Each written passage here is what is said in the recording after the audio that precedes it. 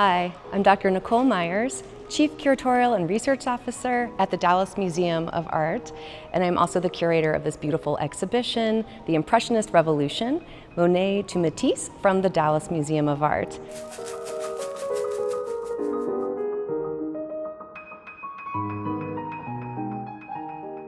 I'm excited to give you all a tour today of this show, which features 45 iconic works from our collection in Dallas. We're excited to share it with you.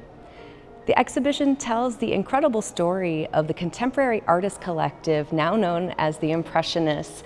What was so revolutionary about them coming together, mounting an exhibition in 1874, and also what all of the conventions were that they were reacting against, rebelling against, all of the traditions that they were breaking. And then after that, what their legacy was, the incredible impact and influence they had on two generations of artists that came after, from the Post-impressionists to many of the modernisms that developed in the early 20th century. When you come into the exhibition, you'll be introduced to the incredible group of rebel artists, most of whom are quite well known today. Artists like Claude Monet, Auguste Renoir, Edgar Degas, Berthe Morisot, and so on. These were a group of artists that were looking for a venue to display their artwork to the public, to find clients, to get reviews in the press. But in fact, their art was so radical and so modern that they were rejected from the only venue in Paris in the 19th century where artists could show their work to the public. So to make a career for themselves, to get around the system, they came together as a collective to mount their own exhibition. Again, that was in 1874. It became one of 8 exhibitions that this group mounted over a 12-year period, the last show being in 1886. It's hard for us to imagine today that the Impressionist exhibitions were an utter failure, both critically and commercially. These artists could not find a clientele. Really, very few people appreciated how revolutionary this artwork was.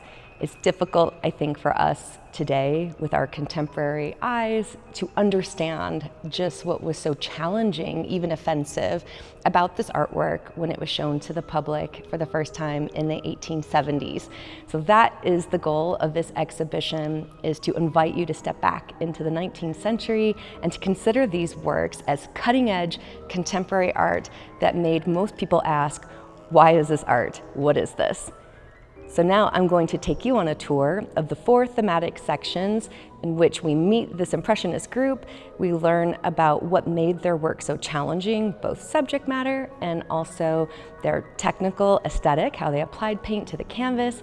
And then we're going to meet the artists that took inspiration from this group and developed in the 20, 30, 40 years that followed. So come with me.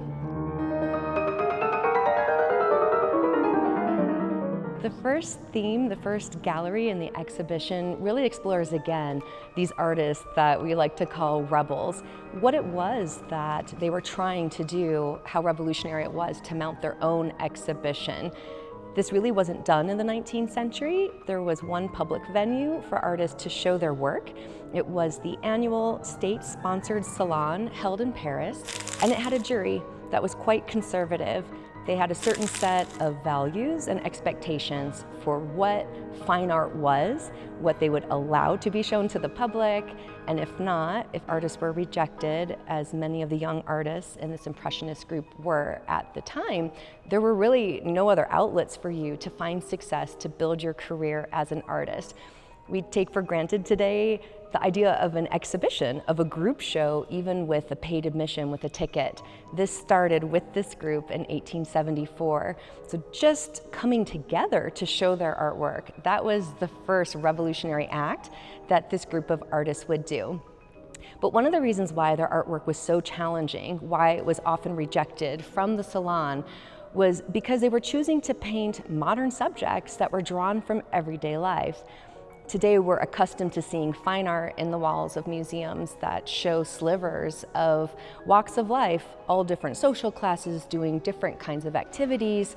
Everything as mundane as eating breakfast to maybe evening entertainment. But in the 19th century in France, these subjects weren't considered to be fine art and worthy of being shown to the public, potentially purchased by the state to show in museums. This is the reason why this group needed to find their own venue. So here I'm standing in front of two works that really show the modernity of the subject matter, again, drawn from everyday life on the streets of Paris by two of the group's founding members, Claude Monet there on the left and Camille Pissarro there on the right. Both show what I think to us look today like picturesque street scenes of how we might envision Paris in the 19th century. But to contemporary viewers at the time, these were not beautiful, they weren't considered picturesque at all. In fact, these paintings capture what were rapid advances in technology of the time, transportation and clashes, in fact, between the old system of a horse-drawn carriage and maybe steamboats on the Seine River down below that are being fueled in a different way. They show the hustle and bustle of just dozens of people streaming through the streets. Again, a sight that is so familiar to us, but before this period weren't considered to be worthwhile to capture in oil paint at this scale, again, to show to you, the public, as finished pictures. So that was one of the revolutionary aspects of their artwork that absolutely shocked critics of the time that just could not understand why this was considered to be fine art and really finished pictures. That's one of the second aspects of the style that this collective of artists developed.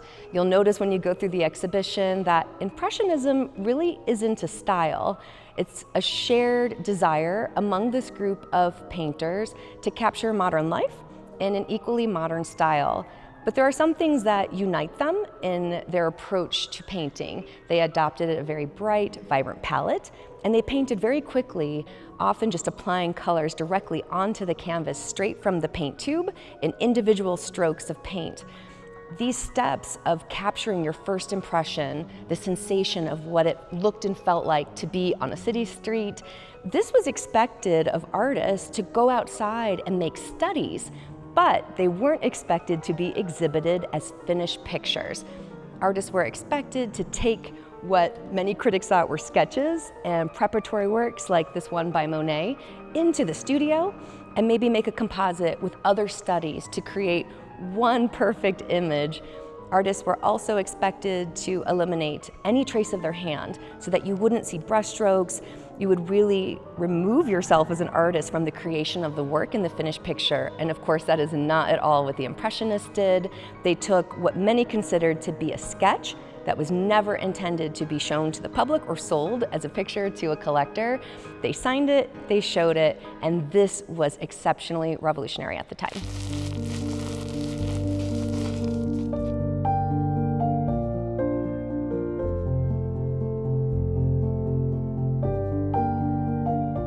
In this section of the exhibition, we really look at the subject of still life, which was really considered to be at the bottom of a hierarchy of subjects according to the French government and to artists that were trained in the official academic system or who were chosen to exhibit in the annual salon. It was not necessarily a popular subject, but the Impressionists, led by Claude Monet, really gravitated toward the subject.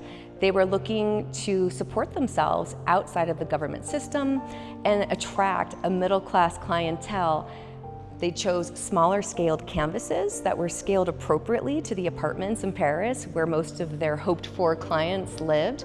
And they painted subjects that they thought might be a little less challenging in the sense that it is a bit more traditional. But that's not to say that the still lifes that you'll see in this section of the exhibition are conventional in how the artists approach the subject. And in fact, a work like this by Renoir that shows peonies in a beautiful ceramic in the corner of a middle-class interior at first seduces us, I think, through the vibrant colors and the touches of paint that you can see on the surface. It's lush, it's really a delicious painting on so many levels. I think it can be easy to discount it as something that's simple.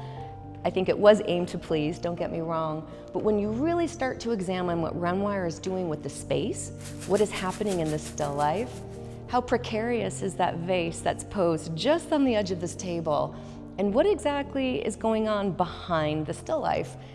The red object, the white object, if you stop and slow down and spend a lot of time, you might start to see suddenly the essence of a chair, a red upholstered chair, but still with objects that are unresolved. What is the white object? Is it a pillow? Is it a blanket? You start to see there's a painting in the background in the upper right corner, also so abstract that we really can't make out what it is. These still lifes seem simple, but they really were a pretext for artists like these to do more formal experimentation that still really challenged what was expected of painting at the time.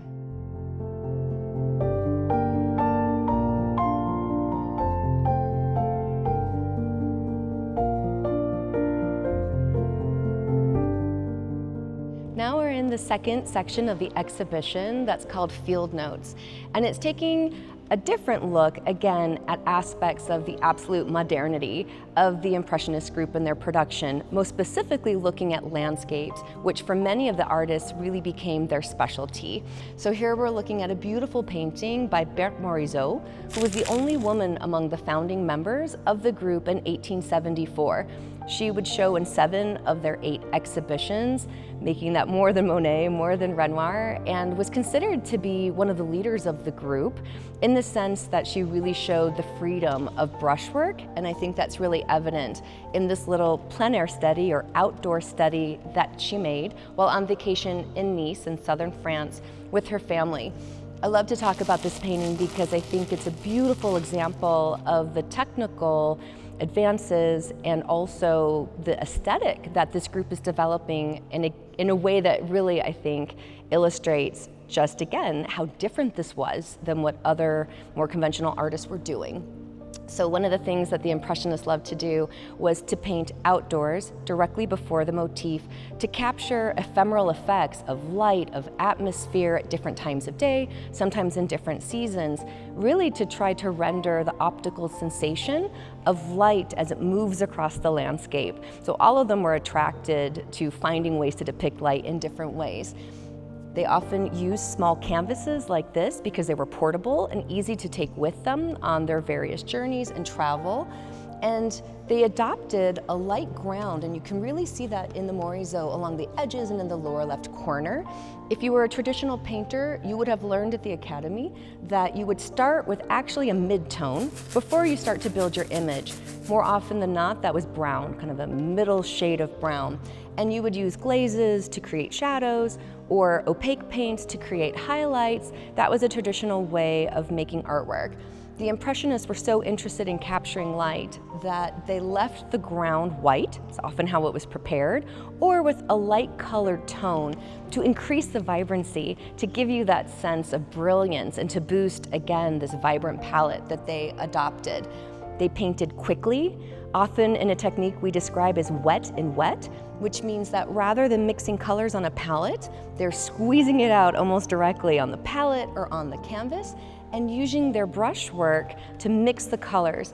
If you look closely at the Morisot, you can see bits of color get picked up on the brush and really blended. And that's also what, for us, gives that sensation that the water's moving, because it's not an image that's drawn with line. It's really constructed by color and by these loose gestural brushstrokes that were really pretty daring at the time. One of the other things in terms of technology that really helped these painters get further out to find inspiration, but also to be more successful as painters, were advances in transportation. So in this period, it's the Industrial Revolution. You have the expansion of the railway network so that for a smaller fee, a smaller cost, many people of all walks of life, including these artists, most of whom did not have a lot of money, could buy a ticket and they could leave Paris and go to the coast for the day or to Nice on vacation and back. So they were able to really view more, to see more, to explore more, not just to France, sometimes further afield into Italy and beyond. We'll see that with some of the works in the show by Monet, for example.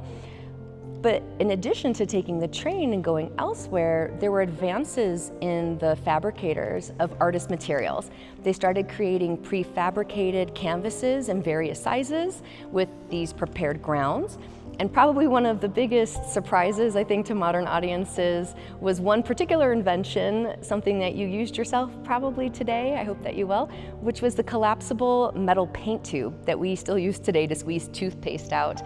It was the first time that you could have mass-produced oil pigments that were beautifully preserved in these capsules, in these tubes. It meant that it was more affordable for more artists to buy and also more economical. You could put them in your artist pack. Fabricators started to produce more and more paint boxes and supplies that were meant to be taken on the road by artists who wanted to paint outside. And you didn't have to worry about your expensive pigments drying out or rupturing in your travel sack.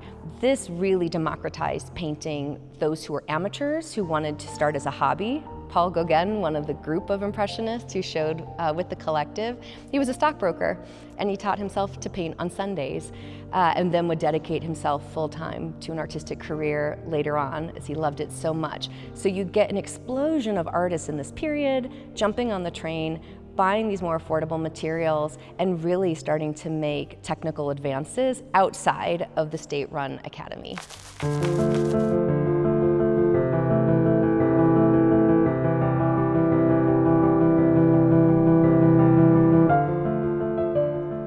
In the exhibition, you'll have a chance to explore a lot of work by Claude Monet, who's probably one of the most celebrated landscape painters from within the Impressionist group.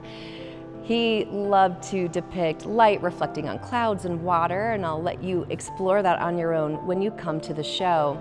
But essentially, the style of Impressionism, as we start to describe it now, of taking these small touches of color, often with unmixed pigments, and applying it to the canvas, was brought to a science in the mid-1880s by an artist named Georges Seurat, who took what was more instinctive in the Impressionists' terms of taking color and applying them side by side loosely, but actually applying paint in tiny points of color. We have here in the exhibition a work by Signac, who is Seurat's one true follower. Seurat will die very young in 1890, and most of the artists experimented with the technique because it was so scientific and interesting them to take tiny points of color side by side with the goal of increasing once again the vibrancy and that optical sensation of how we perceive light in nature and trying to capture that in a way on the canvas. Seurat unveiled his pointillist style that you see so beautifully illustrated here by Signac at what would become the last Impressionist exhibition in 1886. And for many of the artists, it really created a crisis in the group because they were working towards capturing the objective world around them. And they started to fear that maybe it had become too scientific, that the artwork had become too much about the objective world around them, that it might be perceived as superficial or artificial. They even thought that it wouldn't have the weight and substance to find its way to the walls of museums 150 years later, which is where we are today. Of course, that did not come to pass, but it really created a crisis in the group. Many of the artists, after that exhibition in 1886, left Paris. They took the train. They went to various parts of France and again, even further afield in search for what would come next. What is the new direction of modern art? How do we reinvent ourselves from here? And that's what the next two galleries in this exhibition will explore.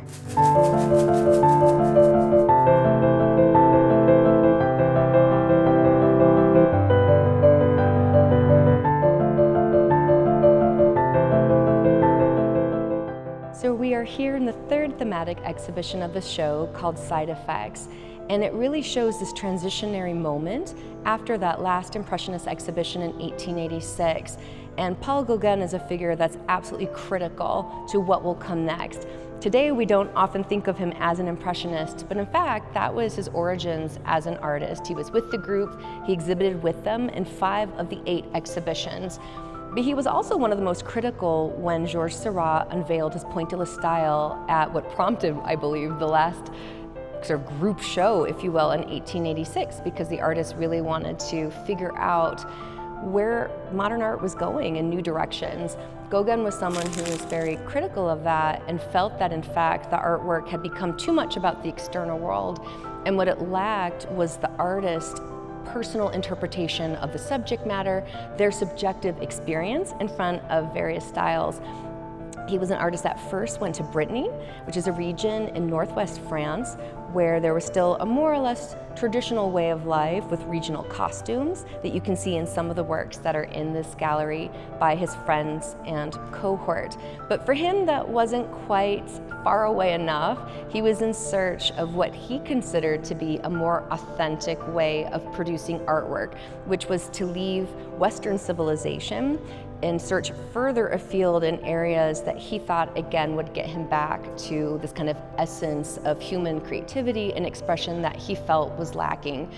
Today, that viewpoint is really difficult for us. I think it's problematic on a number of levels because it comes from a very Western place and thinking about what is civilization, where does it exist in his mind in Europe, and where it doesn't in his mind, some of the colonies, for example, in the South Seas.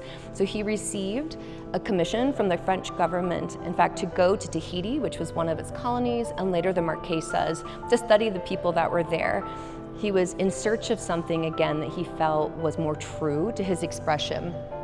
But you can see already how different the style is in a painting like this that's called Under the Pont de Nous Trees, in the sense that he's taking colors that are almost anti-naturalistic. He's exaggerating color, line, and form in order to express something more meaningful, more symbolic about the subjects that he's depicting. At the same time, Gauguin and his circle of artists, they never leave their roots as impressionists. They're always still looking at subjects from everyday life and from nature and finding a new aesthetic to say something a little bit beyond. So the idea to keep a bit of poetry, a bit of mystery was something that was really at the core for Gauguin. And he would end up inspiring a whole generation of other artists that followed his lead in wanting to exaggerate, again, these aesthetic qualities to say something a bit deeper about their experience of the world.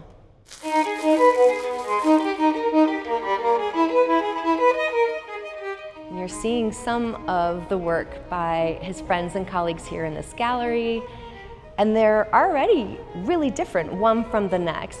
As much as Impressionism wasn't a style, there was still a shared aesthetic, as you probably noticed in the first two galleries. But when we get into this moment that today we call Post-impressionism, literally meaning what happens after Impressionism, you see really unique individual styles being developed, again, by Gauguin, a younger generation of artists called the Nabi, which means the prophets, that were interested in a more decorative, flat aspect or aesthetic in their artwork. Artists like Emile Bernard and Vincent van Gogh, they were all friends and exchanging ideas. This beautiful work by Vincent van Gogh was painted in the last few months of his life, and it might surprise modern viewers today to hear that Van Gogh considered himself to be first and foremost a realist, and second, an impressionist. These two things were the same to him. He went outside into nature, painted en plein air, just like the Impressionists. But if you get in close and you look at a painting like this, called Sheaves of Wheat, you can see still there's a lot of stylization. His depiction of the forms, it's very schematic, but he's keeping those staccato, separate brushstrokes in different colors, placed side by side, again, in a more exaggerated version, let's say, of an Impressionist application of paint. The subject matter as well was something that had a lot of personal significance to the artist. It might seem again to us that it's a simple scene of the harvest of wheat or of hay in the field. But for Van Gogh, there was a lot of spiritual meaning that he attached to the subject as it reflected cycles of life.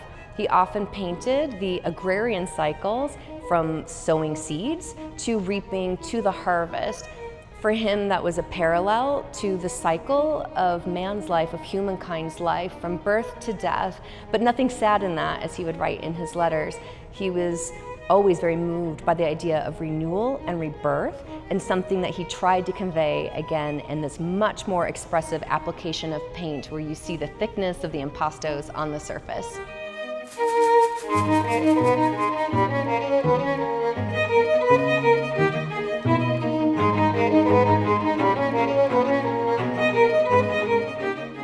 Artists like Van Gogh and Gauguin were absolutely pivotal to what would then happen in the opening decade of the 20th century in Europe. It's quite tragic for us today to think about the fact that these artists died fairly young, that few of them made it into the 20th century, and within about 10 years of the deaths of Gauguin and Van Gogh, for example, these artists who could not find clientele, who rarely sold pictures, who rarely exhibited their artwork, like the Impressionists before them, there was zero market, zero interest in their brand of modernism. Just 10, 15 years later, huge retrospectives of their work was being shown in major cities across Europe. So you didn't even have to be in Paris at that point to start to be exposed to these avant-garde ideas in French painting. You had exhibitions in Paris, but also in Amsterdam, in locations in Germany, and also in Vienna. And you get younger artists who are hungry to, again, think about what modern art could be outside of what they were being taught in their more conventional state-run academic art programs. So among the isms, the modernisms that we explore in this final section of the exhibition is a movement called Fauvism, which started with a young artist, Henri Matisse, and his good friend, André Derain. And I'm showing you here one of these fabulous early works by Derain, and I hope you're already seeing some of the legacy of the Impressionists as it's being pulled into the 20th century by these younger artists. Matisse and Derain, they went to southern France so that they could learn painting from Signac. Signac, one of the only followers of Seurat and his pointillist style, was living on the Riviera in southern France, attracted by the strong light and how much it made the colors really pop. Young artists would go to the coast to see what he was doing, and what you see is Derain interpreting that pointillist style. Rather than tiny points of color, instead the color becomes flat patches that are separated on the canvas. The Impressionists 30, 40 years earlier, had basically eliminated black from their palette. They felt that black you couldn't find in nature unless you looked at a piece of coal, but they still used dark blues, dark greens, dark purples to create volume, shading, to give you a sense of depth and perspective. But this younger generation would do away with that as well. What you see is Derain divorcing the descriptive role of color from what he's depicting, so that the boat can be any color. It is the relationship of these different flat patches of color on the flat canvas that tell us, the viewer, how to read what the image is, and even giving a sense of perspective and recession, even though the colors are almost all the same value. It's pretty extraordinary. This right here is the beginning of abstraction, because once you divorce color from having to tell you, the viewer, how to read this, a tree doesn't have to be brown and green. A tree can be any color. It's the relationship of these different colors and how they're applied on the canvas that help us understand and learn and read what it is depicting. So this style that was debuted in Paris in 1905 by Matisse, Derain, and another artist named Vlaminck was just as radical to critics at the time as Impressionism was in the 1870s. They were given the nickname the Fauves, which translates to the wild beasts. It was an insult, it was derogatory, and that's pretty much the same, by the way, as the name of the Impressionist group. They would eventually adopt the term, but it was given to them at the first show by a critic as an insult, as these artists weren't capable of making finished pictures, but could only jot down their impressions. So again, this legacy continues with younger artists who are taking certain threads from the Impressionists and creating something still that goes a little bit further and a step closer to abstraction. Next to this Derain, we have this wonderful painting by Kirchner, who is one of the founders of another movement that will develop in the opening decades of the 20th century called Expressionism. Artists like Kirchner and Jawlensky, who was a good friend of his, they saw exhibitions of Van Gogh's work, of Gauguin's work, and we can see pretty clearly what they're taking from them in terms of these anti-naturalistic colors and really expressive brushwork and application of paint in order to say more than a still life. So this was something, again, that you start to see these threads of this great impact and legacy as it's being translated through the post-impressionists really around Western Europe. It's pretty incredible when you think about how quickly this becomes a global artistic network in which ideas and works of art are frequenting borders and inspiring younger artists in other countries to take aspects of it and develop it into something new and fresh and incredibly contemporary. One of the other artists that is exposed to the work of the Impressionists and also to the Post-impressionists is Edvard Munch, who's working in Norway. Again, if we take a look at a painting like this, still based in nature, but using very expressive, sinuous lines, and also still applying color theory, contrasting complementary colors like red and green, which were near and dear to the Impressionists, here to, again, not only give vibrancy, but to express something, feelings of anxiety or anguish about this forest that was being deforested at the time, and really gives a powerful emotional feel to it of the violence that he experienced seeing this forest being stripped of its trees. I think that relevance, this was painted in 1904, is something that artists are still conveying in artwork.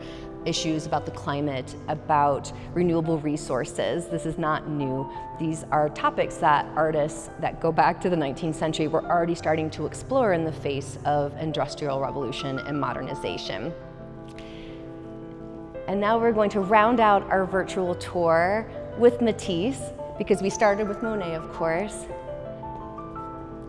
who was an artist that was really looking back to the Impressionists, looking specifically at them capturing still life, and in dialogue with artists like Cezanne, with Renoir, with Monet, and others. He was not that much younger, by the way. These artists often overlapped in their lifetimes. They often knew each other, worked together, and expressed ideas. Matisse was always interested in the still life genre. I think he saw the potential, as the Impressionists had, in a subject that could be a pretext for more formal experimentation. This work was painted in the 1920s, so it goes to show that 40, 50 years later, some of these formal questions or challenges that the Impressionists were starting to grapple with on the flat surface of the canvas were still very relevant. So we see Matisse here again, painting what seems like a simple still life with flowers and some fruit in a compotier on the table. But when you ask yourself the same questions of what is happening in this space? What is this space? And maybe more interestingly, which are the real flowers and which are the artificial flowers in the picture? Of course, everything's flat and painted, but you've got floral motifs on the tablecloth. You have them folding out in the background, and what we think was a decorative screen. It appears in other works in Matisse's production, studio prop, for example, something in his apartment. And when you start to ask yourself, what is the depth of this space? And also, what is happening on the right with the sliver of green where we're seeing what looks to be another work of art in the background? All of these formal questions of how to convey perception, perspective, recession into space, volume, are still being grappled with by the second generation of modern artists that will lead us further into the 20th century. So that concludes our tour today. That was the Impressionist Revolution from Monet to Matisse. I hope that I have left you with maybe more questions than answers, and that you are excited to come explore these works and see them again with new eyes. Think about how these works were not popular in their time at all, and how they have truly become a global phenomenon, and why it is still relevant to us today to consider their work, all of the advances they made technologically, all of the innovations in painting that we still see in contemporary art production today. Thank you so much.